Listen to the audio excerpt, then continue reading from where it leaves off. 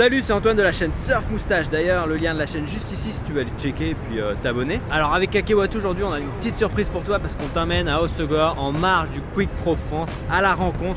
Attention, à la rencontre des athlètes du crew Akewatu et pas n'importe laquelle en plus. Alors t'es prêt? Et n'oublie pas non plus de t'abonner à la chaîne Akewatu parce que ça te permettra tout simplement de savoir lorsqu'une nouvelle vidéo est publiée. Trop cool, non?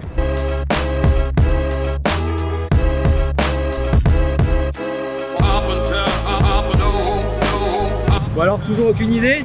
Non? On va compter jusqu'à 3. Tada! Polinado! Ouais, rien que ça! Alors, championne du monde ISA, 5 années sur le CT, 7 fois championne d'Europe. C'est quoi tes objectifs pour 2020? Mais moi je fais toujours le circuit QS là, donc cette fois sur le circuit qualificatif. Donc mon but c'est toujours de me requalifier, d'accéder au CT. D'accord. Et en 2020 il y a aussi l'objectif JO qui sera pour la première fois, donc ça c'est aussi un bel objectif. Je suis sûr que comme nous tous, tu as une Magic Board, hein? Alors elle change en général au fil du temps, mais ouais. en ce moment j'aime beaucoup surfer le modèle Pocket Rocket de chez Mayhem. D'accord. C'est vrai que là en ce moment c'est ma planche de tous les jours. Donc la Pocket Rocket Mayhem. Si tu avais un dernier conseil à nous donner sur comment par exemple choisir sa planche de surf, ce serait quoi? Alors il y a beaucoup de paramètres à gérer, mais je pense que la base c'est déjà d'avoir le bon volume entre guillemets. Voilà, souvent la mauvaise habitude c'est de vouloir toujours plus petit, toujours plus maniable, mais en fait des fois à vouloir faire trop petit, on perd en flottabilité, en vitesse, en tenue de la planche. Donc ça je pense que c'est un paramètre à vraiment bien gérer. Alors maintenant on va t'emmener dans le quiver de Polinado et avant rapidement est-ce que tu peux nous présenter un peu ton gabarit pour que les gens se situent? Donc moi je fais 1m67 pour 57-58 kg. Donc voilà, mes planches elles sont vraiment adaptées à mon gabarit et elles peuvent convenir à des gabarits un peu similaires ou alors plus petits, plus légers pour des gens qui veulent être dans la progression et aller vers des planches performantes. Ok, donc pas besoin d'être surfeur pro ou surfeuse pro pour surfer tes planches? Non, pas du tout. Ça peut convenir à plusieurs types de personnes. D'accord. Et de niveaux. Super, il y a peut-être ta future board dans le lot d'ailleurs, qui sait. Alors la première board, une planche RT, un shaper français. Vas-y, je te laisse présenter. Ouais, donc Alberto Chierte, c'est un shaper à qui je travaille beaucoup. Ouais, d'accord. Okay. Un modèle que j'affectionne beaucoup, c'est la Q-Pin. Donc c'est une planche pour les vagues un petit peu de tous les jours. Il faut quand même que ça pousse un minimum. Mais voilà, c'est une planche qui moi m'a permis d'évoluer vers un surf un peu plus, on va dire, puissant. D'accord. J'ai progressivement arrondi un peu les rails pour des planches qui vont me rendre plus d'énergie, on va dire. Deuxième board et cette fois-ci on va partir du côté des States. Non? Exactement. Donc c'est une Merrick modèle Fever. Okay. Donc ça aussi c'est une planche que j'ai toujours dans mes codes classiques. C'est un modèle, il faut quand même que les vagues poussent un minimum, mais voilà, elle tourne assez serrée pour un surf assez vertical, c'est vraiment intéressant. Donc pas mal pour la côte atlantique et les vagues qu'on a dans le coin. Alors forcément ça dépend des jours, mais ça peut très bien fonctionner aussi. Ok, donc la troisième board, pas n'importe laquelle parce que c'est un Magic Board du moment je crois. Exactement, donc ça c'est la fameuse Pocket Rocket de chez Mayhem. Donc c'est un peu ma planche tout terrain, on va dire, qui marche dans beaucoup de conditions. Super polyvalent. Exactement.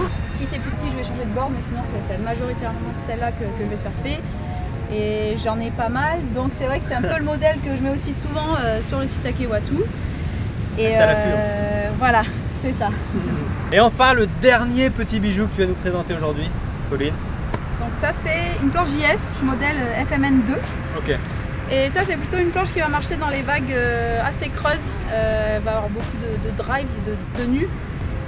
Du coup il faut quand même un minimum de taille et de creux, ça peut marcher dans les beach breaks landais, dans les vagues de riff. Et voilà, c'est vrai que c'est... Si tu veux te coller des gros tubes, c'est pas mal.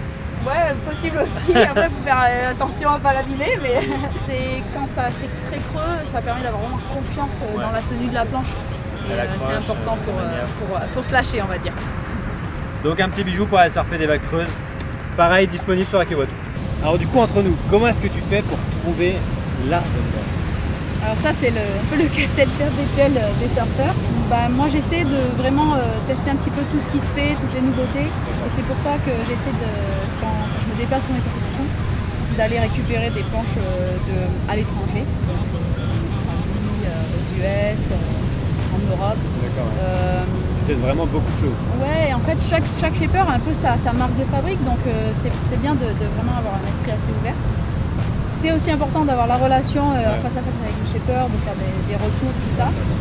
C'est pour ça que tu changes beaucoup de planches, que tu as des rivers qui tournent. Ouais, c'est pour ça que j'en fais pas mal dans une saison. Et c'est pour ça que ça tourne pas mal et que vous retrouvez quelques-unes de mes bonnes planches sur le site Akewatu. Ça t'apporte quoi toi Akewatu du coup en tant que rider pro qui a beaucoup de planches durant l'année? Mais en fait, travailler avec Akewatu déjà côté logistique ça m'aide beaucoup et aussi visibilité. Parce que c'est vrai que le fait d'avoir cette structure qui travaille avec beaucoup de surfeurs pro, il y a des gens qui ont accès entre guillemets, sur le net à mes planches. Ouais, ça leur donne une visibilité. Exactement. Voilà, parce qu'il n'y a peut-être pas non plus des surfeurs pour qui les planches vont correspondre à tous les coins de rue. Et du coup, tu as pas mal de recherches aussi sur toutes les planches que tu fais faire par les shapers, sur les rails, sur le tail, sur le nose. Ouais, c'est vrai là que les planches que je fais actuellement, c'est le résultat de plusieurs années de recherche, on va dire.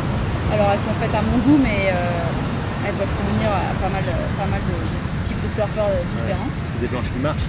C'est des planches qui marchent, que je surfe en compète et voilà. C'est des planches qui gagnent aussi. Parfois, ça arrive aussi. Et voilà, après ça permet, en les mettant sur le site, Akewatu, ça permet de leur donner aussi une deuxième vie. Voilà, c'est la fin de cette vidéo. Merci Pauline pour nous avoir montré ton fliver. Avec plaisir. Et d'ailleurs, si vous voulez en savoir plus, direction mon profil sur le site Akewatu. D'ailleurs, le lien dans la description de cette vidéo. Et puis, merci d'avoir regardé la vidéo et puis bon surf. You.